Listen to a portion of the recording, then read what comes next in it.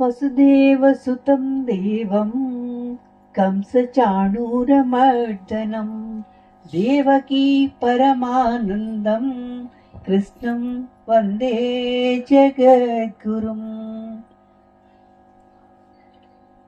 వసుదేవసుతం, వసుదేవుని స్తుతుడు శ్రీకృష్ణుడు. కంస చాణూరమర్దనం, అహంకారం అజ్ఞానం. ఇది కంసుని సభ, కంసుని అజ్ఞానానికి ప్రతీక. కంసుని సభలోని ఈ చాణూరుడు ఉంటాడు, అంటే ఇతన్ని చంపడానికి ప్రయత్నం చేస్తాడు. అజ్ఞానంతో కూడుకుంటుంది అహంకారం. నేనే గొప్ప, నా మాటే చెల్లాలి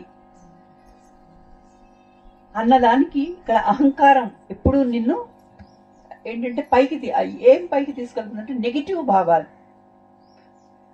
నిన్ను ఎలాగ నేను పడదొయ్యాలి, నిన్ను ఎలా చంపాలి, కృష్ణుడిని నేను ఎలా చంపాలి అన్నదే చిన్నప్పటి నుంచి. అంటే పూతన, వృత్తాసురుడు, బాణాసురుడు, ఎన్నో చూసాం మనం. చిన్నప్పటి నుంచి అతను రాక్షసుల బారినే పడ్డాడు. అయినా సరే అతను బతికేడు. అది అర్థం చేసుకోకపోవడం అజ్ఞానం.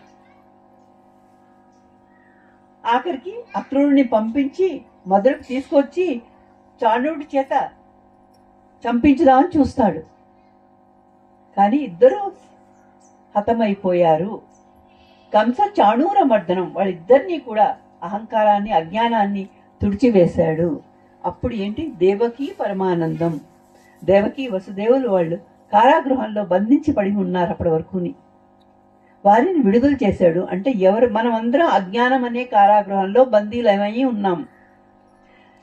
ఆ కృష్ణతత్వము మనకి తెలిస్తే మనమందరం కూడా ముక్తులవుతాము. ఈ బంధము, దేహ బంధము, మనోబంధము ఇవన్నీ ఉన్నాయి మనకి. ఈ బంధాల నుంచి మనం విడిపడతాము. మనకప్పుడు పరమానందం, దేవకీ పరమానందం. అలాంటి జ్ఞానాన్ని ప్రసాదించిన కృష్ణం వందే జగద్గురు, జగత్కే గురువు అతను. అయితే ఇప్పుడు మనం కురుక్షేత్రానికి మళ్ళీ వద్దాం.